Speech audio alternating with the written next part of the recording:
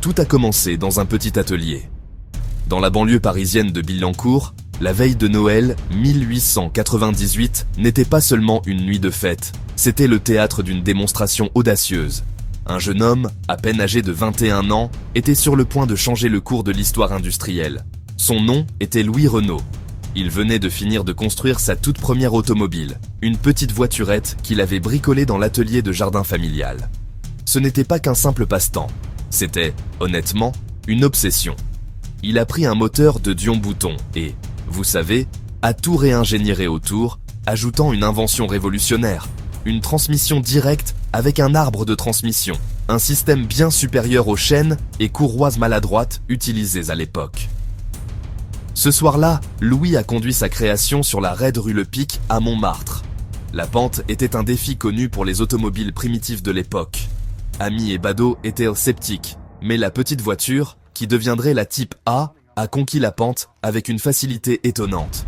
La performance était si convaincante que Louis n'a pas seulement reçu des applaudissements, il a reçu ses 12 premières de commandes fermes sur le champ.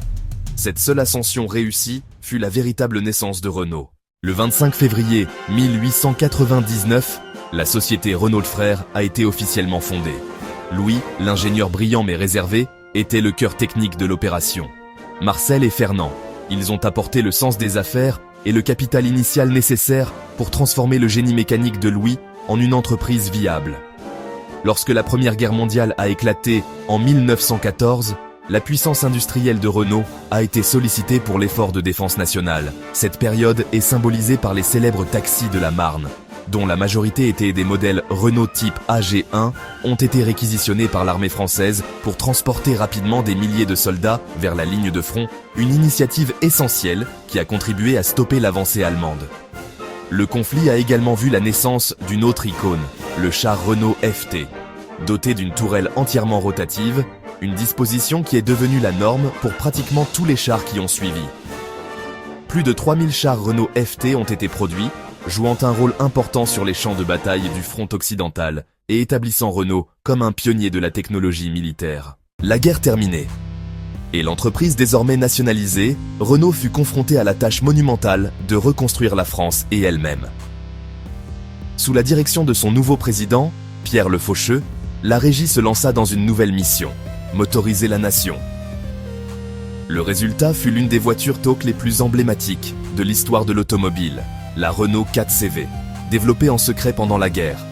Cette petite voiture, abordable à moteur arrière. Elle était économique, pratique et, honnêtement, étonnamment spacieuse pour sa taille. Lancée en 1947, la 4CV connut un succès immédiat et massif. Affectueusement surnommée la motte de beurre en raison de la peinture excédentaire de l'armée utilisée pour les premiers modèles, un jaune sable. Le succès de la 4CV fut stupéfiant.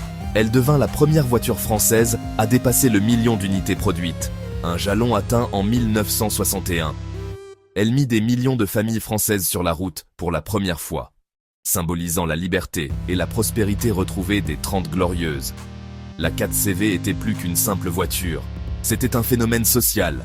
Elle démontra la capacité de la société nationalisée à tenir sa promesse de créer une voiture pour le peuple, cimentant le rôle central de Renault dans le tissu de la société et de la vie quotidienne française. Fort de cet élan, Renault a continué à innover avec une série de modèles populaires et révolutionnaires. Les années 80 furent une décennie de contrastes pour Renault, marquée par des designs audacieux, des triomphes sportifs, de grandes turbulences financières.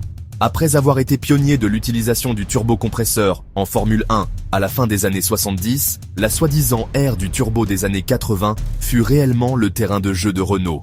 La livrée distinctive, jaune, noir et blanche des F1 Renault devint iconique. Alain Prost a remporté 9 victoires pour l'équipe d'usine, et les moteurs Renault ont en fait propulsé d'autres équipes vers des titres mondiaux. Ce succès en sport automobile n'était pas seulement pour la gloire. C'était un laboratoire à grande vitesse qui a directement bénéficié aux voitures de série, popularisant la technologie turbo dans des modèles comme la fougueuse Renault 5 Turbo. Cette époque a vu naître le Renault Espace en 1984. L'Espace fut le premier véhicule multisegment, ou monospace, au monde. Au début, le public était hésitant. Seulement 9 unités furent vendues le premier mois, mais l'Espace devint rapidement un succès commercial massif. changeant fondamentalement le concept de la voiture familiale. Cependant, cette période d'innovation s'est déroulée dans un contexte de grave crise financière. Mais son successeur, Raymond Lévy, a poursuivi son travail, ramenant Renault à la rentabilité à la fin de la décennie. En entrant dans le nouveau millénaire, Renault a compris que dans un marché automobile mondialisé, l'échelle était primordiale. Pour concurrencer des géants comme Volkswagen Toyota, il fallait un partenaire stratégique. En 1999, sous Louis Schweitzer, Renault a lancé une démarche ambitieuse, une alliance avec Nissan. Nissan était au bord de la faillite, avec plus de 20 milliards de dollars de dettes. Renault a pris une participation significative et a dépêché Carlos Ghosn pour le redressement. C'était un pari énorme. L'alliance s'est révélée spectaculaire.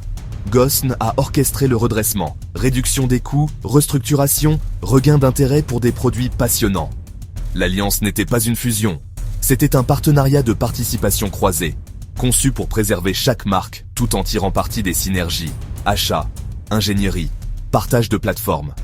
En 2016, Mitsubishi est entré, et en 2017, l'alliance était le premier vendeur mondial de véhicules légers. Renault a aussi innové produit. Le Scénic a créé le segment des monospaces compacts. Renault a relancé Dacia après 1999. La Dacia Logan, 2004, visait 5 000 €. Aujourd'hui, 9 septembre 2025, l'industrie automobile subit sa transformation la plus profonde, le passage à la mobilité électrique. Fidèle à son histoire de pionnier, Renault s'est positionné à l'avant-garde de cette révolution.